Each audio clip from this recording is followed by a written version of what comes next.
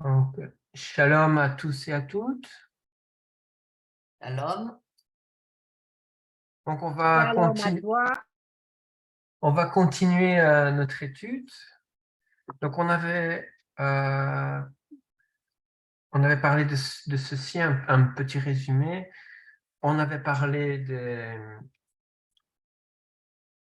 quelle est la manière de réintégrer l'alliance. On avait vu que ce n'était pas par notre propre effort, mais mais la justification est apportée gratuitement par le moyen gratuitement par sa grâce, par le moyen de la rédemption. Bien en Yeshua. C'est ça qu'on avait parlé la fois passée. Euh, voilà. On avait parlé aussi donc pour euh, pour avoir cette pour qui dit aussi alliance, on a parlé qu'il fallait aussi que le sang doit couler. On avait parlé donc des signes aussi. On a parlé de la circoncision. On avait vu que Abraham avait reçu ce signe de la circoncision parce que justement il avait la foi, il avait eu la grâce d'Adonai, et donc à travers cette foi, il a eu donc le sceau. Donc, il a reçu le signe de la circoncision comme le sceau de la justice de la foi. Alors, on avait vu qu'il avait eu ce signe. Donc, on a vu qu'il était justifié au moment où il était incirconcis. Après, il a eu ensuite, il a reçu le sceau de justice, il a reçu le signe, l'alliance par la circoncision. Et on avait dit que grâce à ça, il était donc le père des circoncis et des incirconcis.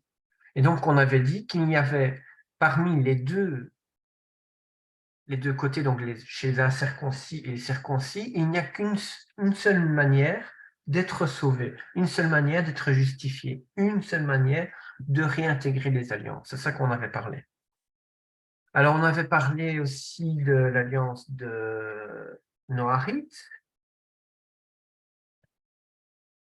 Oui, là, c'était la deuxième partie qu'on avait lue ensemble. Donc, Hachem avait fait avec Noah et avec ses enfants, et ainsi que les enfants de Noah, donc tous les descendants. Et on a vu aussi que ce sont donc les descendants de Noah qui ont repeuplé la terre. On a vu aussi que le signe de cette alliance avec Noah était l'arc-en-ciel. Et on avait parlé également du sacerdoce dans Hébreux 7, 12, où il nous était dit le fait que le sacerdoce étant changé, il y a un changement de loi. Et on avait parlé que qu'est-ce qui avait changé entre les deux sacerdoces. Bon, on parlait juste, ce qui est différent, c'est la manière de la justification. On voit que, on a dit que le sacerdoce lévitique, pardon, était fait selon le modèle que Moshe avait reçu sur la montagne. Et donc, on avait dit que que le sacerdoce lévitique pointait vers le sacerdoce de Melchisédek. Il pointait vers le sacrifice parfait de Yeshua Mashiach, car tous ont été sauvés à travers son sacrifice. Voilà un peu, un petit résumé ce qu'on avait dit.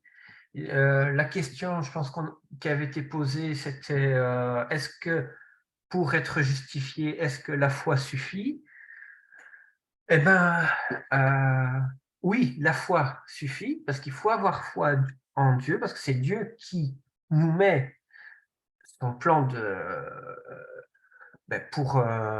justification, hein, par le moyen de la grâce. Mais on voit qu'à partir du moment où on est justifié, on va avoir des actions qui vont être faites. Les actions ne sont pas... les actions, quel exemple on peut donner? On peut donner comme exemple qu'à partir du moment où on va être justifié, on va se sentir comme quelqu'un qui n'est plus, par exemple, qui n'est plus coupable. Par exemple, si on prend un exemple d'un condamné à mort, ben, on voit que le condamné à mort, on va voir qu'il y a ce poids, cette condamnation.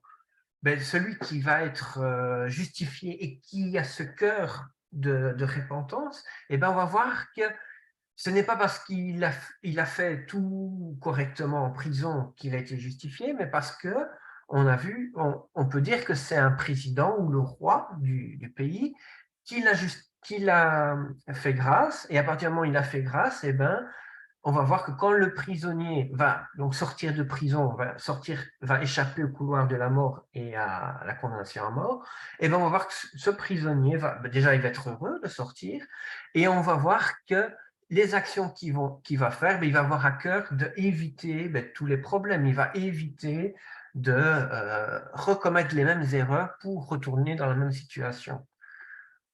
Donc on voit que parce que nous sommes sauvés, il y aura une façon d'être qui va se dégager envers la personne. Ce n'est pas parce que la personne va pratiquer la loi qu'il va la pratiquer pour être justifiée. C'est ça qu'il faut comprendre. La pratique de la loi sera faite justement parce que nous avons été justifiés.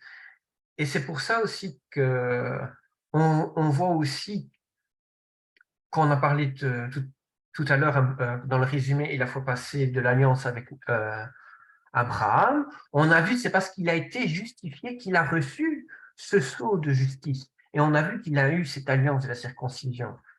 Et ce n'est pas parce qu'il a reçu cette alliance de la circoncision qu'il a été justifié. Donc c'est ça qu'on voit que la justification va faire que nous allons nous comporter de manière à montrer que nous avons été justifiés. Et ben, comment on va le montrer? Ben, en ayant, oui, un comportement exemplaire, on va faire les choses correctement. Et c'est pour ça même que la Bible va nous dire aussi qu'à partir du moment où, si nous ne changeons pas notre état, même si nous avons été justifiés, mais que nous revenons dans les mauvais penchants, on va voir qu'il n'y aura plus la suite. Et là, alors, ce sera une condamnation, mais sans avoir une possibilité de revenir.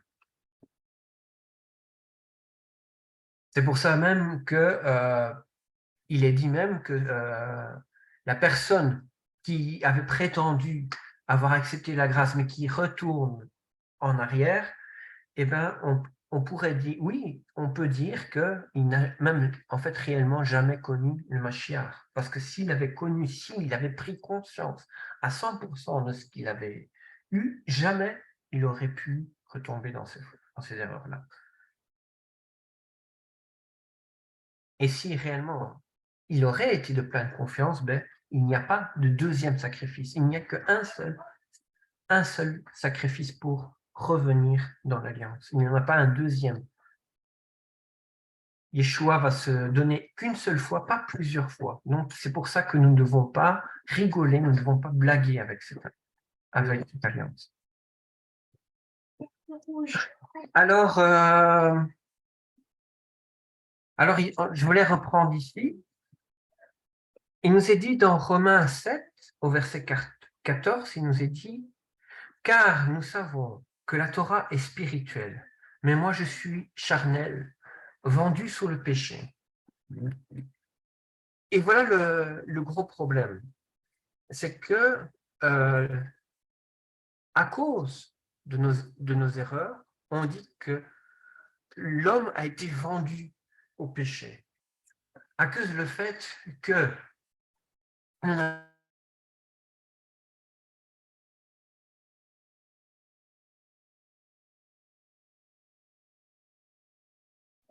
Lionel, on n'entend plus. Une mauvaise connexion.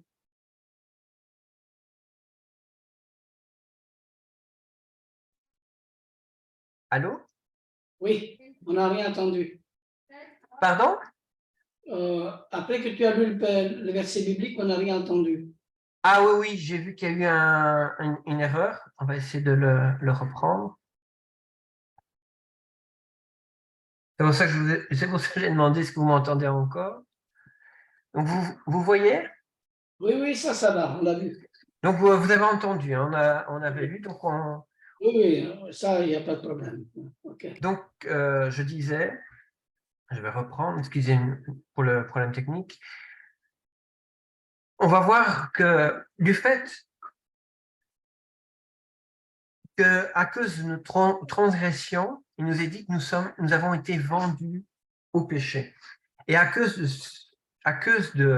justement de nos transgressions, le fait qu'on a été vendus, ça veut dire que nous ne sommes plus aussi sous sous l'autorité de Dieu. Souvenez-vous, il nous est dit que nous ne pouvons servir qu'un seul maître et pas deux maîtres. Si notre maître nous a vendus, nous ne sommes plus sous l'autorité du maître d'origine, mais nous sommes sur un autre maître. Et donc, si nous avons été vendus à cause de nos fautes, eh ben, il faut évidemment qu'il y ait un rachat qui soit fait. Et c'est pour ça que les Écritures nous parlent du rachat. Il nous est dit, par exemple, il nous est dit dans Vaïkra, Lévitique 25, parce que justement, il y a cette loi aussi du rachat, où il nous dit, si ton frère devient pauvre de toi et qu'il se vend à toi, tu te serviras pas de lui comme on sert des esclaves. Après qu'il se sera vendu, il aura pour lui le droit de rachat. Un de ses frères le rachètera, son oncle ou le fils de son oncle le rachètera, ou quelqu'un de sa chair, de sa famille, le rachètera. Ou, si sa main trouve des ressources, il se rachètera lui-même. Donc, on voit dans cette loi du rachat que si nous ne sommes pas dans la capacité de nous racheter, quelqu'un de notre famille, de notre chair, a le droit de nous racheter. Et ça explique aussi pourquoi Yeshua a eu cette autorité de pouvoir nous racheter.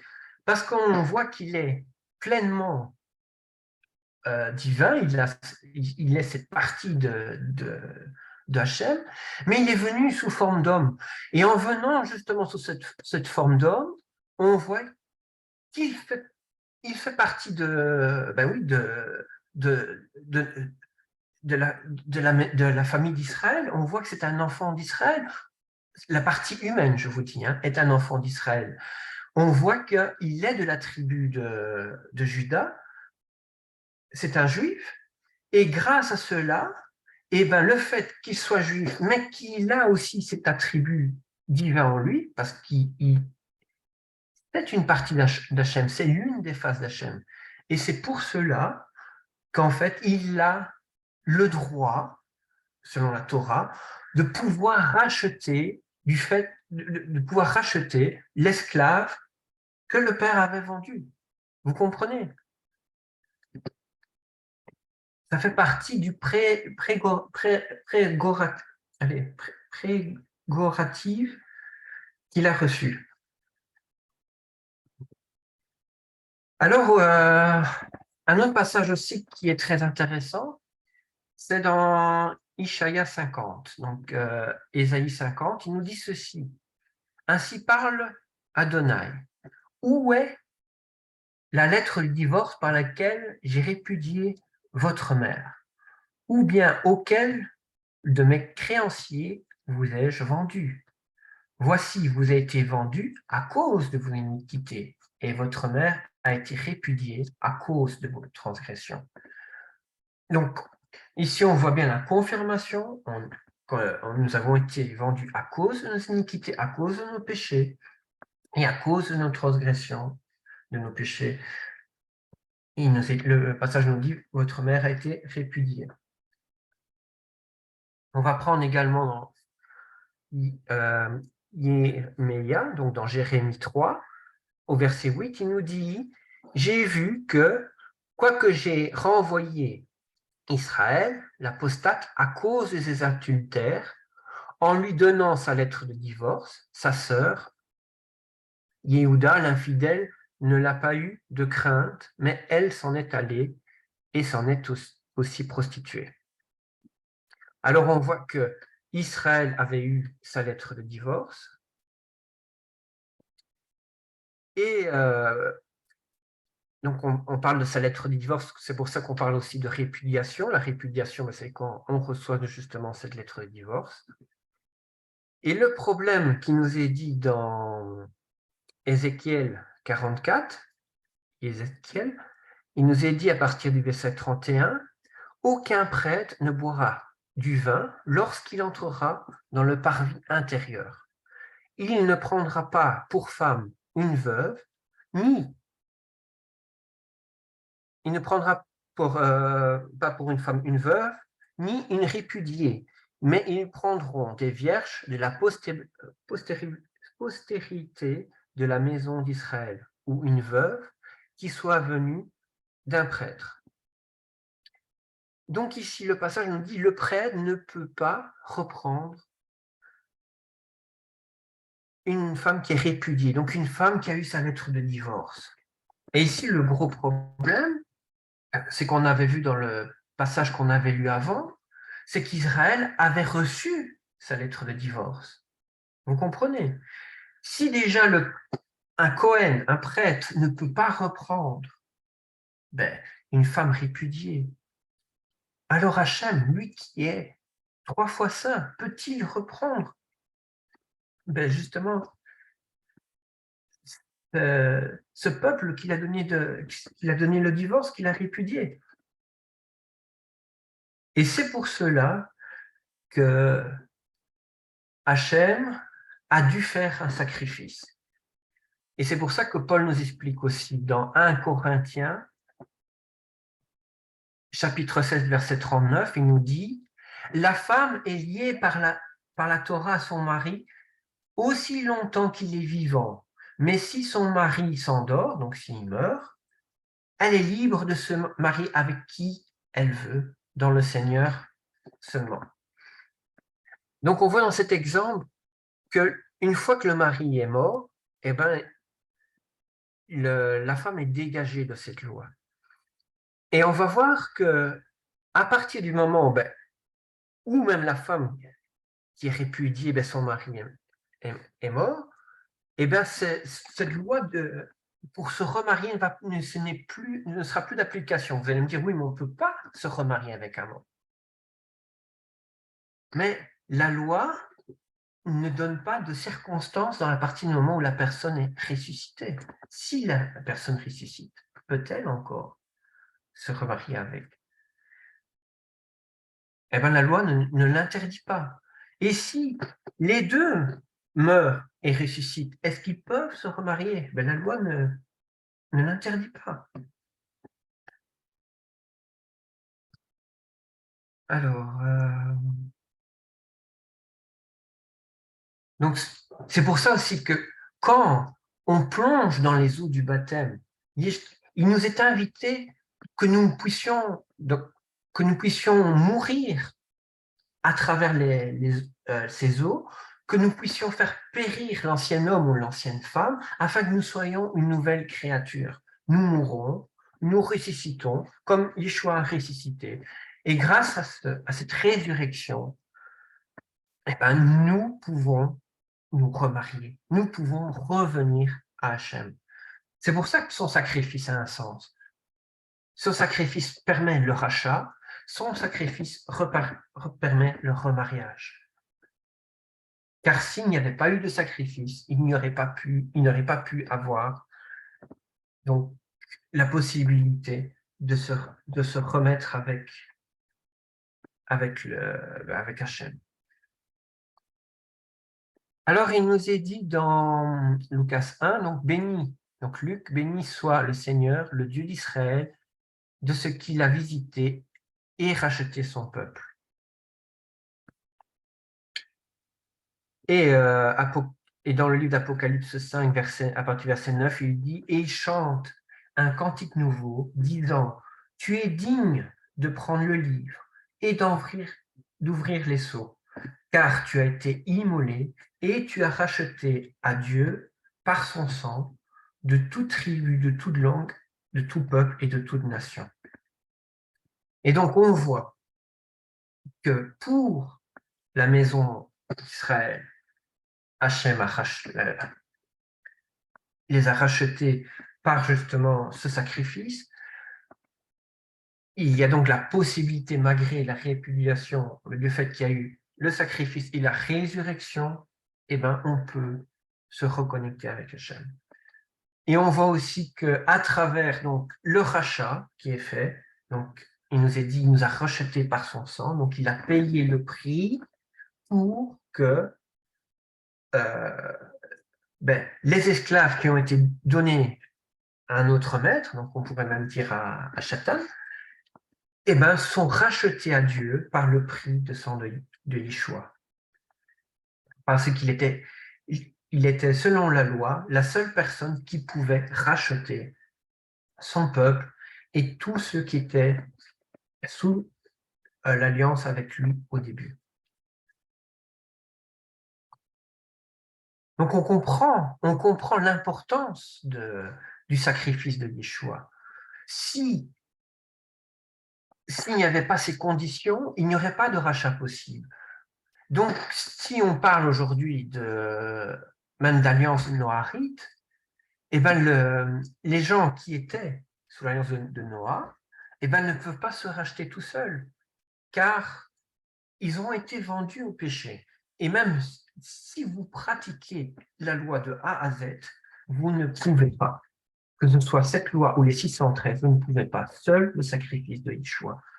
J'insiste dessus, c'est très important, il faut comprendre, parce que beaucoup à l'heure actuelle sont trompés. Mais Hachem a mis justement ce système, et il n'y a pas un autre système. Et les Écritures en parlent, et les Écritures nous expliquent, mais il faut vraiment que nous puissions étudier pour que nous puissions comprendre. Alors, dans Bamidbar, dans le livre des Nombres, chapitre 21, à partir du verset 4, c'est très intéressant parce que justement, il nous parle du sacrifice de Yeshua, mais qui a déjà été annoncé via donc la justification qui a été faite par le serpent d'Aran. On va lire ça. Il nous est dit, ils partirent de la montagne de Hor, par le chemin de la mer Rouge, pour faire le tour de la terre d'Édom. L'âme du peuple s'impatienta en route. Le peuple parla contre Elohim et contre Moshe. Pourquoi nous avez fait monter hors d'Égypte pour nous faire mourir dans le désert? Car il n'y a pas de pain ni d'eau. Et notre âme a pris en aversion ce pain méprisable. Et Adonai envoya contre le peuple des serpents brûlants. Ils mordirent tellement le peuple qu'il en mourut un grand nombre dans l'Israël. Donc on voit le peuple, à cause de leur péché, à cause de leur faute, était sur le point de mourir. Et donc on voit qu'Hachem a envoyé des serpents brûlants. Donc on voit que les serpents brûlants ont pu agir à cause du péché. Et puis le peuple vint vers Moshe et dit, nous avons péché, car nous avons parlé contre Adonai et contre toi. Et là donc le peuple demande, il dit, intercède auprès d'Adonai, afin qu'il éloigne de nous les serpents. Et Moshe intercéda pour le peuple. Donc on voit ici, il y a cette demande. Donc on voit que malgré à ce moment-là, malgré qu'il y avait les serpents, même si nous avons pratiqué la loi correctement de A à Z, le fait que nous avons été mordus, nous sommes sur le point de mourir. Et seule la grâce d'Hachem peut nous sauver. C'est ça qui nous est dit ici. Et c'est pour ça qu'il faut quelqu'un qui puisse intercéder pour nous, pour que la grâce puisse descendre sur nous. Et là, on voit que c'est Moshe qui va intercéder, mais on voit que notre avocat auprès du Père, eh ben, c'est Yeshua, c'est lui qui va intercéder pour que la grâce puisse être donnée. Et il va intercéder pour nous, et on va voir qu'il va être ce sacrifice qui va pouvoir nous donner la justification. On va continuer. Il nous dit au verset 8, et Adonai dit à Moshe, fais-toi un serpent brûlant et mets-le sur la perche. Il arrivera que quiconque sera mordu et le regardera vivra. Moshe fit un serpent en cuivre et le mit sur la perche, donc un serpent d'airain. Et il arriva que lorsqu'un serpent avait mordu un homme, il regardait le serpent en cuivre, donc le serpent d'airain, et il vivait. Et donc on voit que c'est par rapport à, ici, c'est par rapport à la foi aussi. Il y a eu donc l'intercession, il y a eu donc la grâce, mais il y avait une condition. Il fallait que le peuple puisse regarder vers le serpent. Donc, si la personne refusait en disant, ben, écoutez, les amis, je ne vois pas pourquoi ce serpent qui est accroché au bâton sur la perche, je ne vois pas pourquoi ce serpent va nous sauver. Et donc, alors là, cette personne ne va pas regarder, il ne va pas faire confiance à Hachem, il ne va pas croire à ce qui va arriver, et la personne allait mourir. Mais tous ceux qui vont se dire, mais oui, faisons confiance à Hachem, et on foi en lui, regardons, eh ben, c'est comme ça que la personne vivait. Et c'est pour ça alors que dans le livre de Yohanan, le livre de Jean chapitre 3, Yeshua nous dit à partir du verset 14, « Or, comme Moshe éleva le serpent dans le désert, il faut que soit élevé le Fils d'humain, donc le Fils de l'homme, afin que quiconque croit en lui ne périsse pas, mais qu'il ait la vie éternelle. Car Elohim a tant aimé le monde qu'il a donné son Fils unique afin que quiconque croit en lui ne périsse pas, mais qu'il ait la vie éternelle. Car Elohim n'a pas envoyé son Fils dans le monde pour qu'il juge le monde, mais pour que le monde soit sauvé par son moyen. » Donc on voit que ce serpent d'airain qui est élevé, eh bien Yeshua nous dit, il faut que lui aussi soit élevé comme ça. Et on voit que c'est de la même manière que le serpent d'airain que le peuple est justifié. Attention, il n'est pas dit parce que le serpent a été élevé, que le serpent d'airain a été élevé, qu'il faut idolâtrer ce serpent. Non, il ne faut pas idolâtrer le serpent. Donc, il ne faut pas non plus que nous idolâtrons la croix. La croix est juste un moyen qui va permettre d'accéder au salut. Mais ce n'est pas pour cela que la croix doit devenir un objet de vénération. Nous devons adorer seulement que Dieu seul. Évidemment, nous devons aussi adorer Yeshua, parce qu'il y a, comme on a parlé tout à l'heure, il a la divinité en lui. Mais Yeshua nous dit toujours que nous devons toujours prier vers le Père, mais il faut toujours faire en son nom.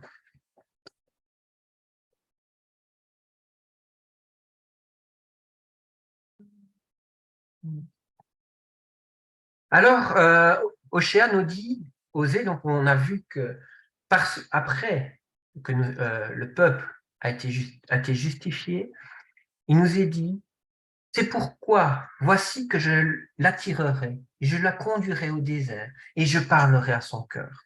Je lui donnerai des vignes, depuis ce lieu-là, et la vallée d'Accor, pour la porte de son espoir. Et là, elle chantera comme au temps de sa jeunesse, comme au jour où elle monta de la terre d'Égypte. Alors, ce qui m'attire dans ce passage, c'est qu'il nous dit, elle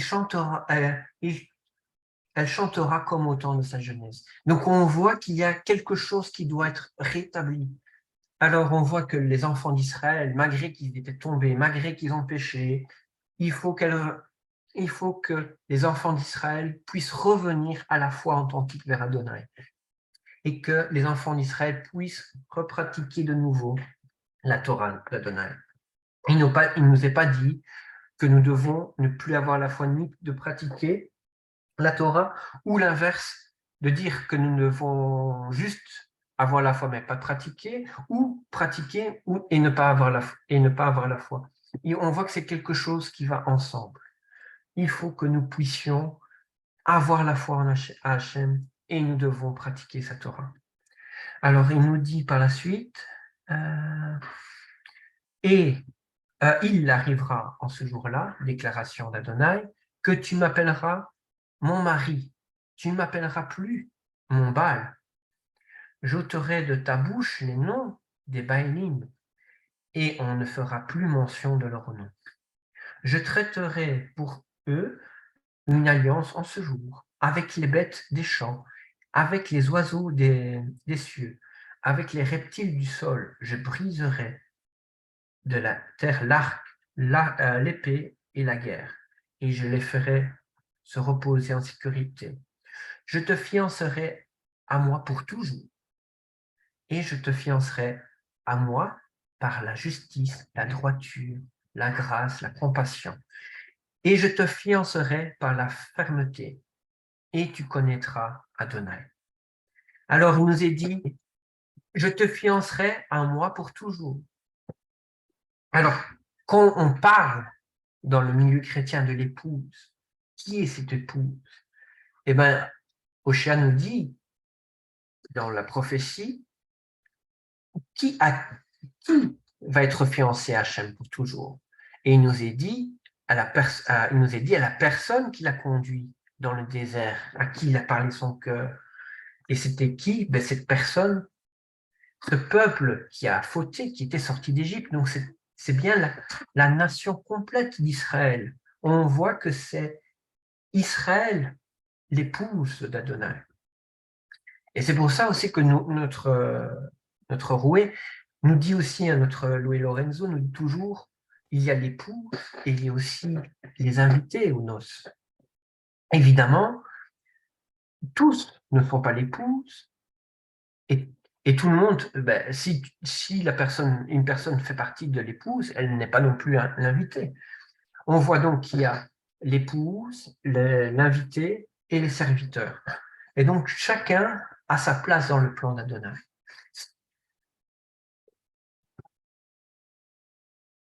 Et c'est pour cela qu'à travers les Écritures, il faut comprendre quelle est la place que tous ont pour pouvoir permettre de déjà s'épanouir complètement et permettre aussi de faire ce que Hachem a demandé que nous faisons que nous puissions faire ce qu'il nous demande dans nos vies. Alors il nous dit dans Jérémia, donc le livre de Jérémie 31, il nous dit « Voici les jours viennent, déclaration d'Adonai.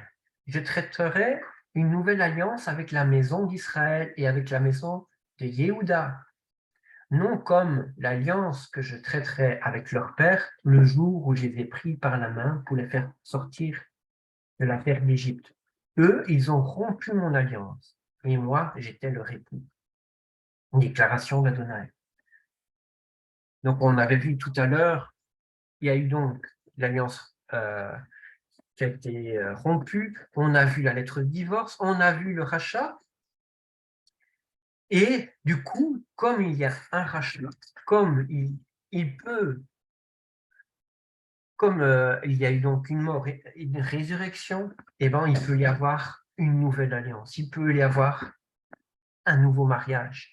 Et c'est pour ça, alors, il nous dit au verset 33, « Car voici l'alliance que je traiterai avec la maison d'Israël après ces jours-là. » Déclaration d'Adonai. « Je mettrai ma Torah dans leurs entrailles et je l'écriverai dans leur cœur.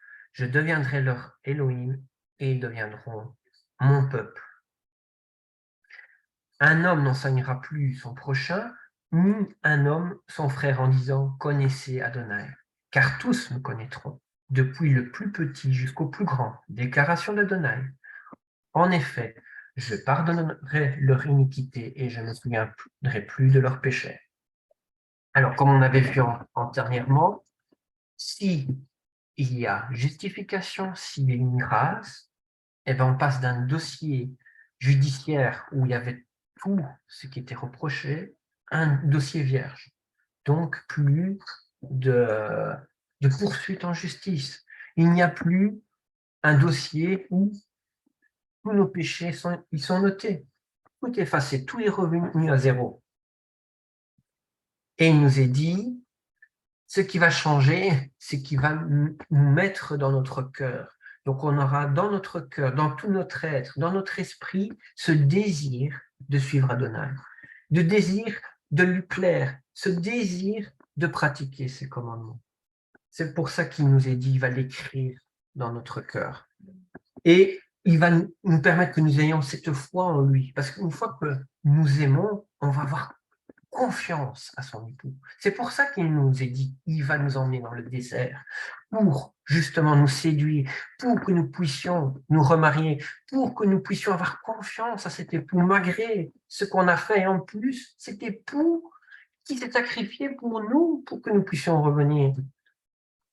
Si nous comprenons l'importance de ce sacrifice, eh ben on va voir que tu, tu vas te rendre compte que quand il y a eu ce sacrifice, ben l'époux qui se sacrifie, donc c'est qu'il aime la personne.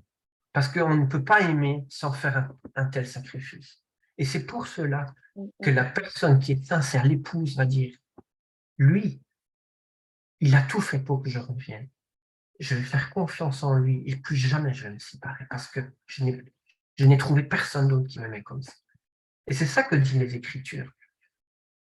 À cause du péché, à cause de la prostitution partout, eh ben, Israël n'a pas pu avoir ce cœur qui est baigné dans un amour pur, un amour où elle peut dire, ben, mon amant, mon fiancé ou n'importe qui d'autre à qui je voudrais me remarier, n'a pas cet amour que je cherchais.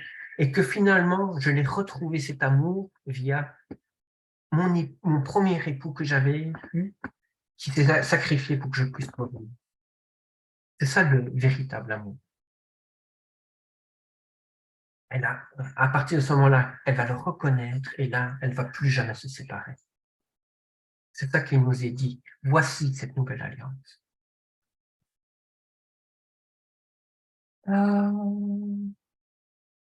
Et alors aussi, dans le verset en Jérémie 32, au verset 40, donc Jérémie chapitre 32, verset 40, il nous dit « Je traiterai avec eux une alliance éternelle et je me détournerai plus d'eux. » Donc on va voir que Hachem ne va plus faire une séparation.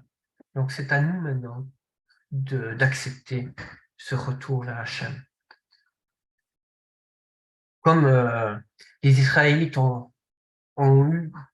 plusieurs ont eu confiance en regardant le serpent d'airain, et ben c'est à nous maintenant à regarder vers Yeshua, accepter ce salut et continuer notre route avec lui, afin que nous puissions être restaurés dans l'alliance avec Hachem.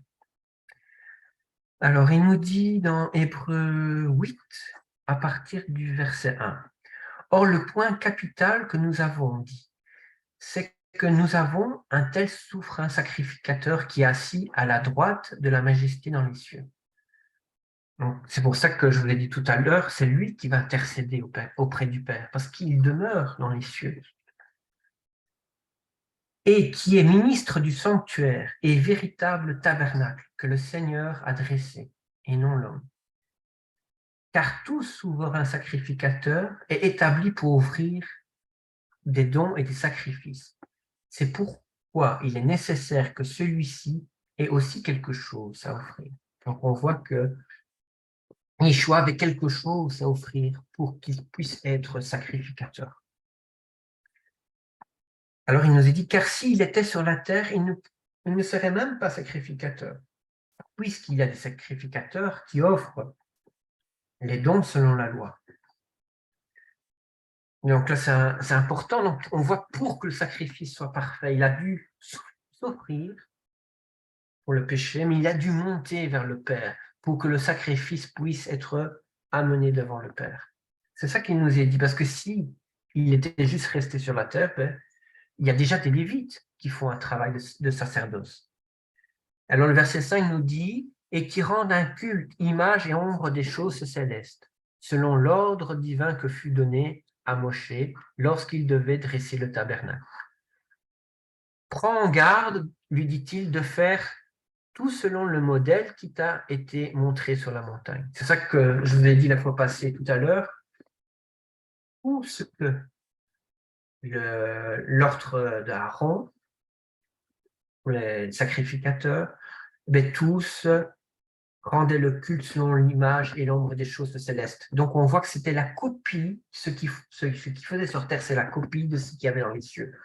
Et c'est pour cela que Yeshua a dû remonter pour se présenter devant le Père, parce que c'est là-bas qu'il devait présenter son sacrifice. Et donc, le sacrifice lévitique pointait vers le sacrifice que Yeshua a fait pour la justification. Et c'est ça qu'il nous est dit. Prends garde, lui dit-il, de faire tout selon ce qui t'est montré sur la montagne. C'est ça que je vous dis, c'était la copie parfaite.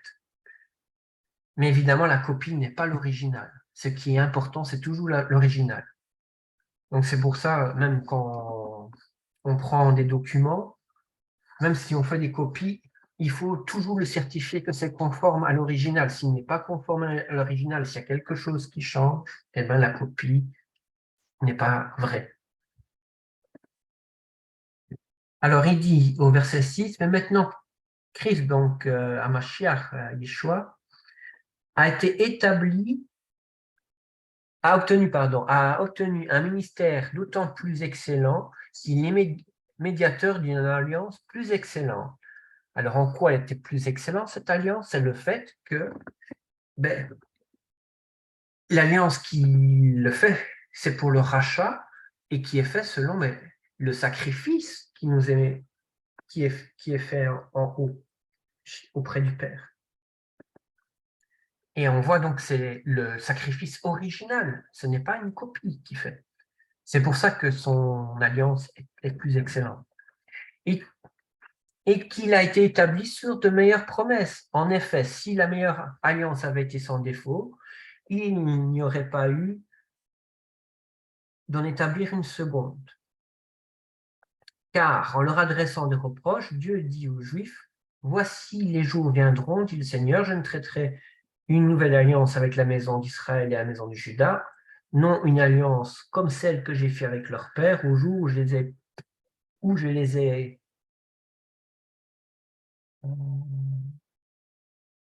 les ai prenant par la main, je les tirai du pays d'Égypte, ils n'ont pas persévéré dans mon alliance et je les ai abandonnés, dit Adonai.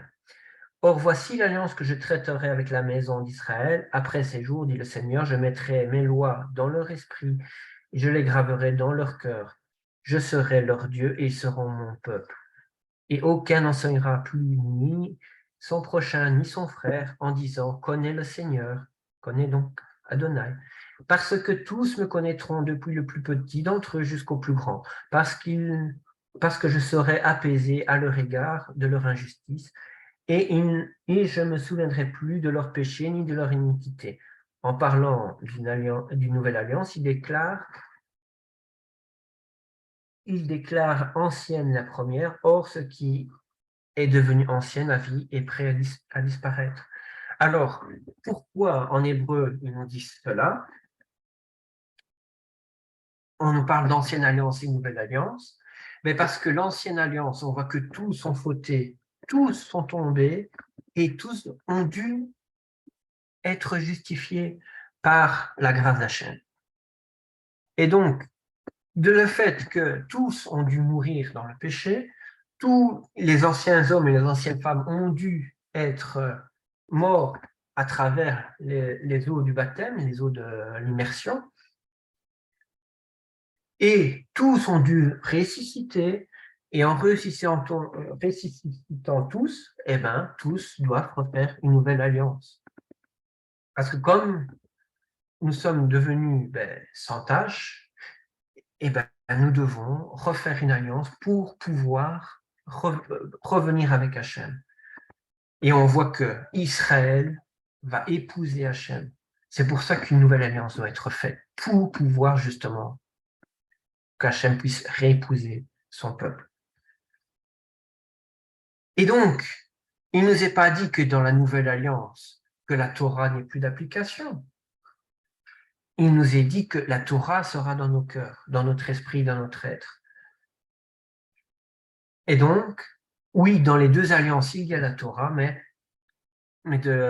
tous sont passés de la première où la Torah ben, il y avait un problème dans la pratique de la Torah, un problème dans la confiance avec Hachem, un problème donc de foi, un problème de confiance.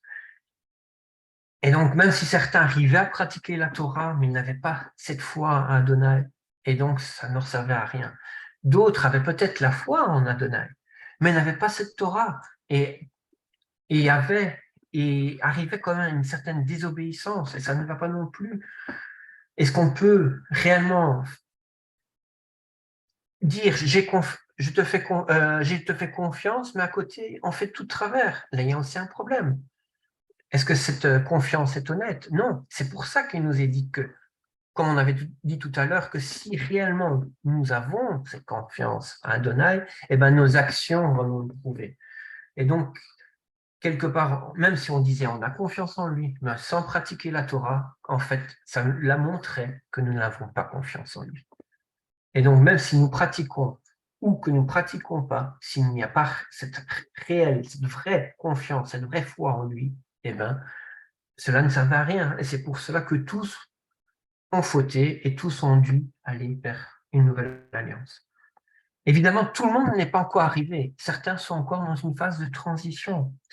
Certains, à l'heure actuelle, prennent seulement conscience qu'ils sont dans l'ancienne alliance et ils ont fauté.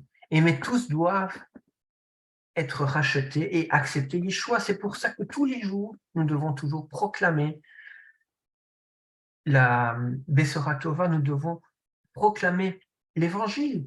Nous devons proclamer que Yeshua est venu pour que nous puissions avoir cette rédemption.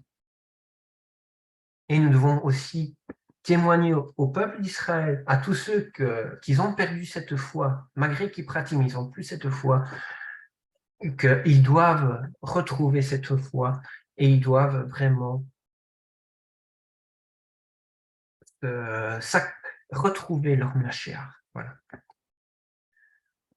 Ben, je pense, pour aujourd'hui, je vais m'arrêter ici, parce que je pense qu'il y a eu beaucoup. Peut-être il y aura quelques questions. Et comme ça, alors, la fois prochaine, on va continuer. En tout cas, merci beaucoup.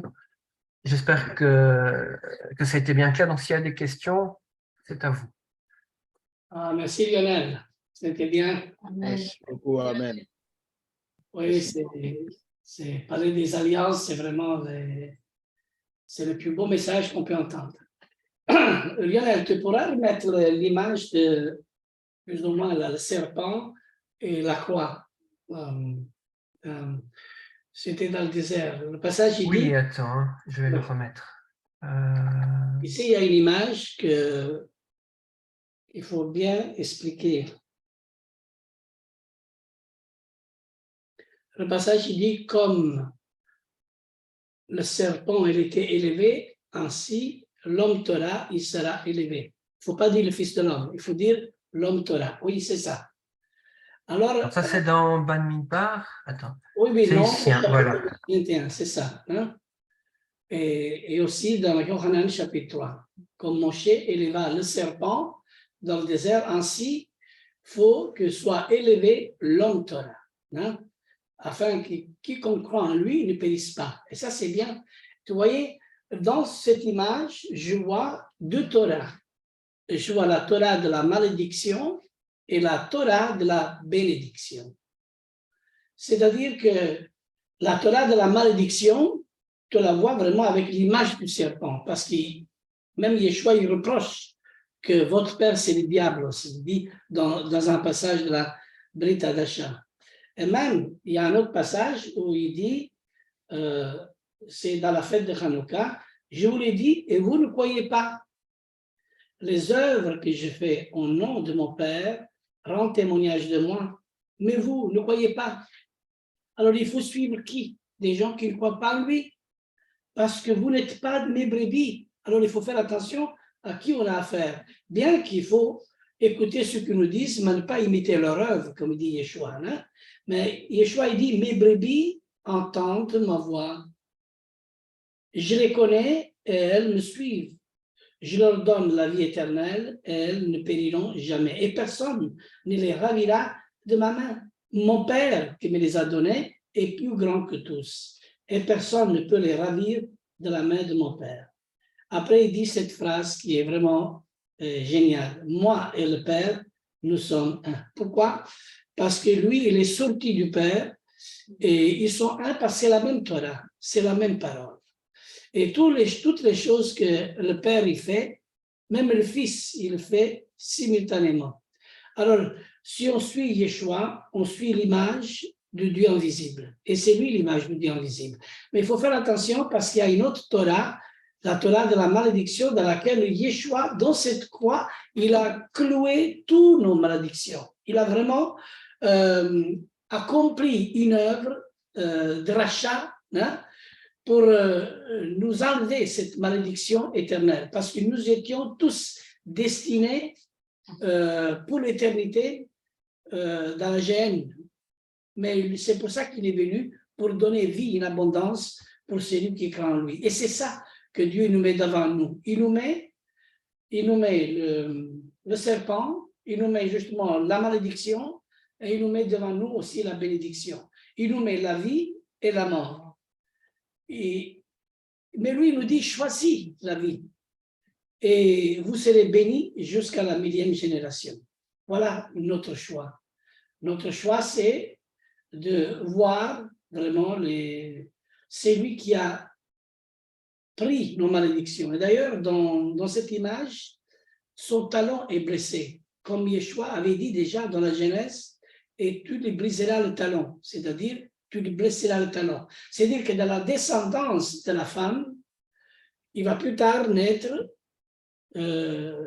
Israël, et dans Israël, le Messie, le Mashiach, qui est le bien-aimé. Mais, mon ami, mes amis, ce n'est pas pour ça qu'il faut maintenant aller contre les Juifs, parce que Yeshua, il les a repris sévèrement. Au contraire, il faut justement prier pour tous les Juifs du monde. Il faut rassembler les brebis perdues de la maison d'Israël, car nous devons savoir que si les Juifs n'acclament pas le Messie, Yeshua ne reviendra pas. C'est-à-dire cette nouvelle alliance, cette alliance éternelle ne pourra jamais se faire. Mais pourquoi? Parce que Dieu doit la faire avec son peuple. C'est-à-dire qu'il doit mettre à l'intérieur, dans leur cœur, les paroles qu'il a données dans la pierre. C'est pour ça que leur cœur est resté dur comme la pierre. Et le cœur, il n'a pas changé encore. On parle avec des cœurs durs parce que les paroles correctes sont dans la pierre. Mais le Seigneur, il veut faire une nouvelle alliance avec Israël.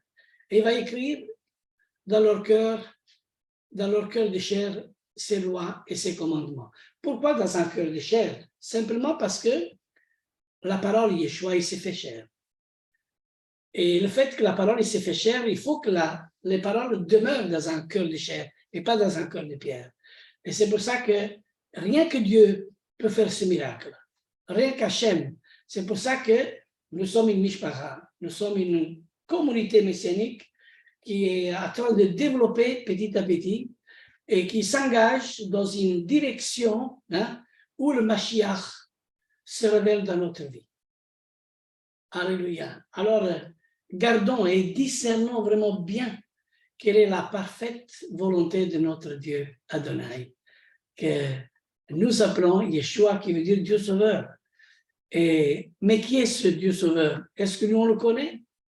Qui est ce Dieu unique d'Israël? Est-ce que nous on le connaît? Quel est son nom et le nom de son fils? C'est-à-dire le nom de sa Torah. Et bien sûr qu'il y a juste un petit reste, et c'est pour ça qu'il faut bien étudier les alliances. Merci Lionel de nous avoir partagé ça. D'ailleurs, je partage aussi, j'ajoute quelque chose qui je ressens vraiment dans mon cœur de pouvoir ajouter dans ce message béni. Et allons de l'avant, vraiment tous ensemble, parce que chacun de nous doit être une étincelle de la Torah.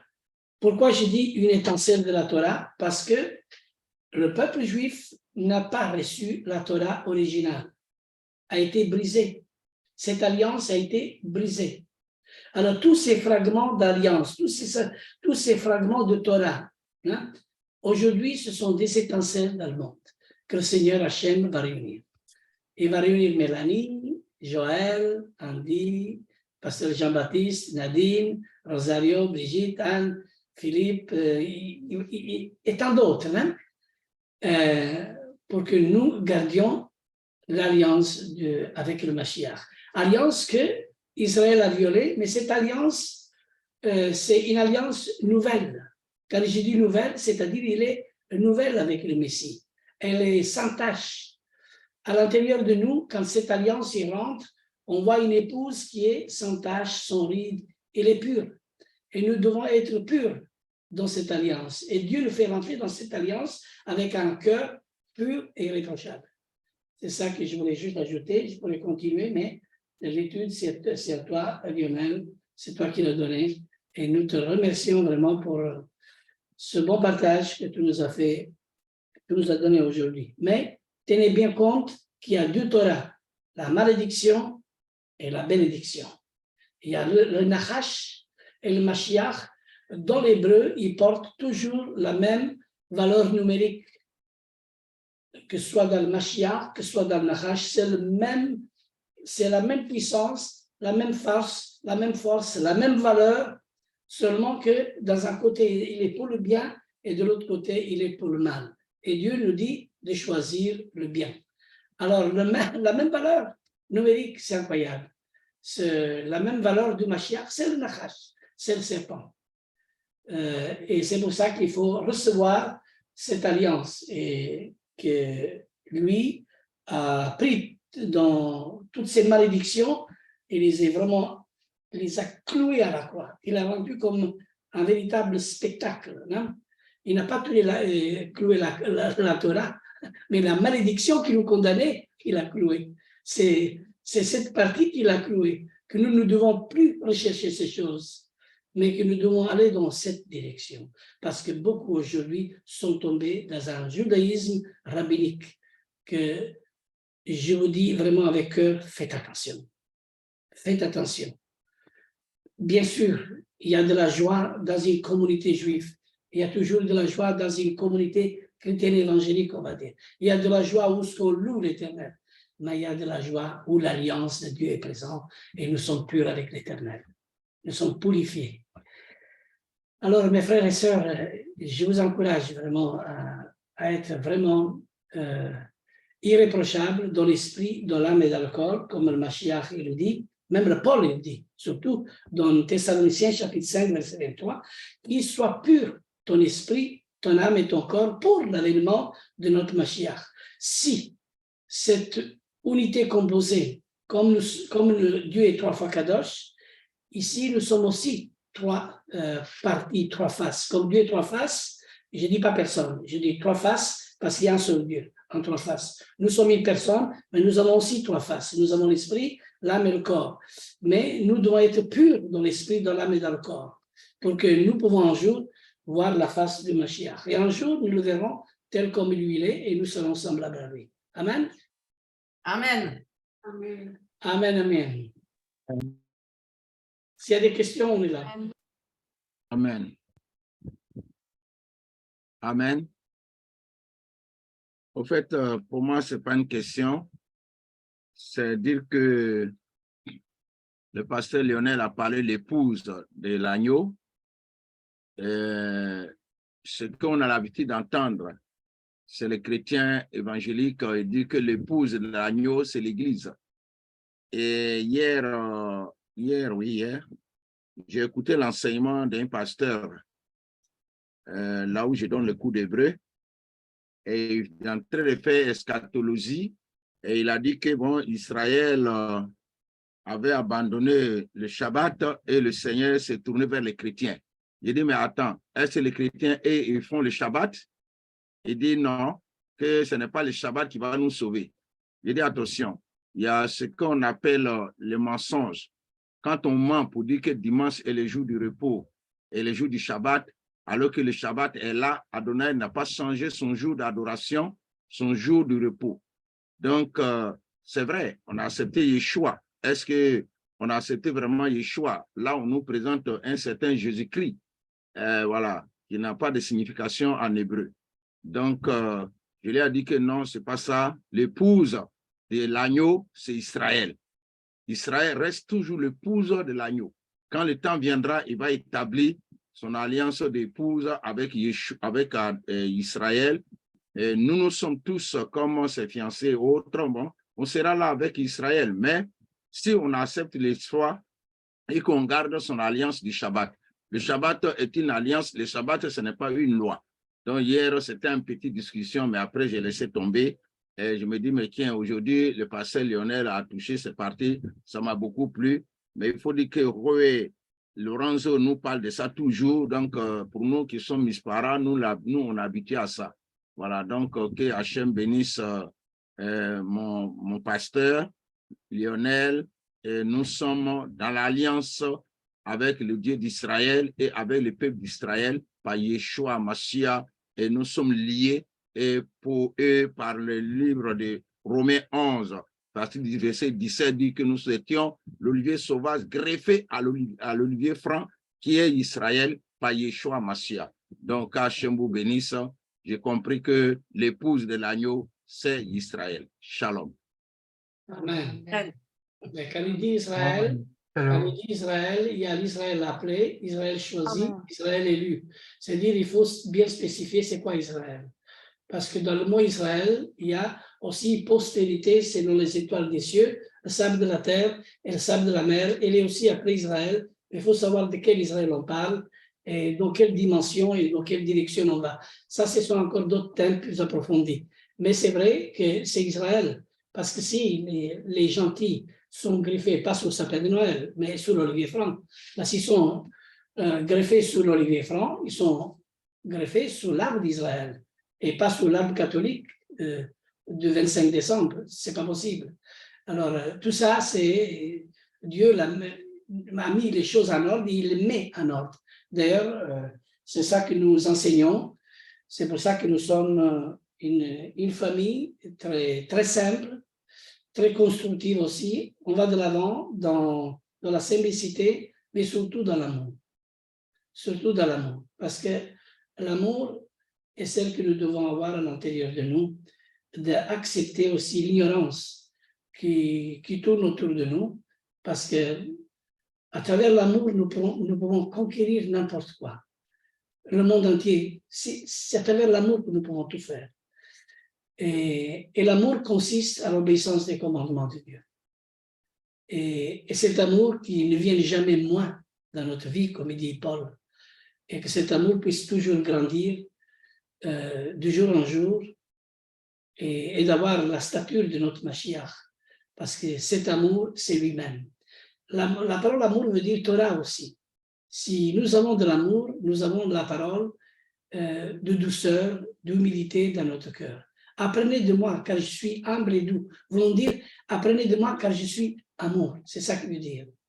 Et l'humilité et la douceur, ce sont des fruits de l'esprit, hein, qui se concordent avec l'amour qui est le fruit de l'esprit.